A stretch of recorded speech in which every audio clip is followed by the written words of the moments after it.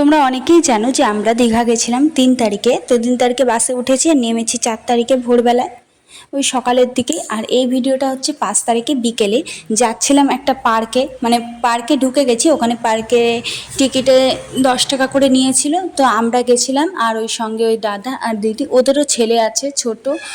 তো আমরা সবাই মিলে আর কি গেছিলাম। তো ওখানে রোপওয়ে ছিল, অনেক ধরনের জিনিস আছে, কিন্তু আমার ছেলে না কিছুতেই ওঠেনি। তোমরা দেখতেই পারবে, ও স্লিপ চড়তে প্রচণ্ড ভয় পায়। তো দোলনায় ওঠানোর অনেক চেষ্টা করেছি, ওঠেনি। দুটো জিনিসে উঠেছে, তোমাদেরকে দেখাচ্ছি। তো চলো পার্কটা প্রথমে তোমাদেরকে ঘুরে দেখাচ্ছি। তো ওইখানে যে শিম্পাঞ্জিটা আছে ওইটাকে দেখে মোনা খুব ভয় পেয়েছে। আমি বলেছি তুমি ধরো ধরো, কিছুতেই ধরবে না। তারপরে আমি ধরে দেখাচ্ছিলাম যে দেখো এটা প্লাস্টিকের, বিশ্বাসই করছে না, প্রচণ্ড ভয় পেয়েছে। এইটাকে দেখে তো ভয় পেয়েছে, এরপরে যেই জিনিসটা আছে ওইটাকে দেখে আরও ভয় পেয়ে যাবে। তো তোমাদেরকে পরে দেখাচ্ছি। আর আমি যেই কাপ্তানটা পরেছি, কাপ্তানটা পরে আমাকে কেমন লাগছে অবশ্যই কমেন্টে জানিও। আর এই দেখো তোমাদের দাদা ভাই মোনাকে কোলে নিয়ে যাচ্ছে এখন, যে কিসে ওঠানো যায়। ওকে তো কিছুতেই রাজি করাতে পারছে না, স্লিপেও উঠবে না, দোলনাতেও উঠবে না, লাস্ট অবধি এইটাতে উঠলো। তো এটাও এক ধরনের দোলনাই। ওই দেখো নীল জামাটা মোনা। তো একটুখানি চড়িয়ে আবার এদিকে নিয়ে আসলাম। ভাবছিলাম যে বোটে উঠবো আমরা, ওই দাদারা মানে 4 জন মিলে উঠবো। আর আমাদের একটা বেবি আছে, ওদের একটা বেবি আছে, কিন্তু সমস্যাটা হচ্ছে একটা বেবিকে নিয়েই ওঠা যাবে বোটে, দুজনকে নিয়ে ওঠা যাবে না। তো এই জন্য আর কি ভাবলাম থাক। আর আমার মনে মানে এত ভয় পাচ্ছে যে উঠবেই না, তাই জন্য লাস্টে ছেড়েই দিলাম। তাহলে আর গেলাম না। আর এই দেখো এখানে একটা বেড়ালের সাথে 4টে মাছের ছবি বলছি না, কি বলে ওগুলোকে, আচ্ছা কি বলে তোমরা কমেন্টে জানাও।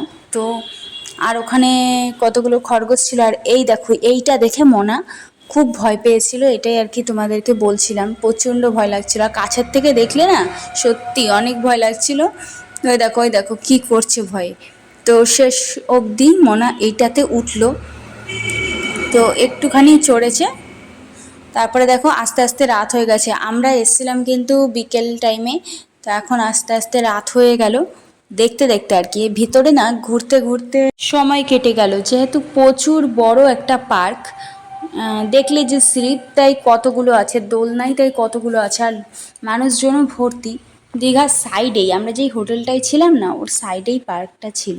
আর এই দেখো আমরা যারা যারা এসেছিলাম, এই যে দিদিটা আর ওই যে তোমাদের দাদা ভাই আর ওই যে আরেকটা দাদা ভাই, দুজনে মিলে আর কি দোল খেতে বসে গেছে।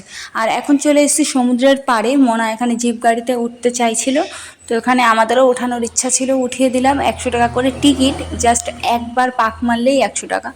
তো অনেক দূর অবধি নিয়ে যায়।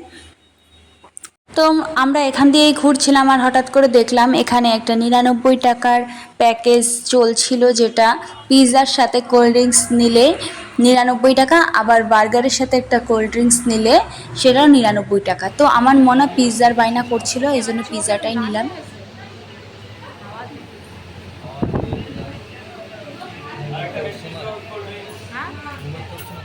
তো এই দেখো 99 টাকায় আর কত ভালো পিৎজা দেবে, সঙ্গে জিএসটি কেটেছে। মোট মানে 105 টাকা হয়েছে।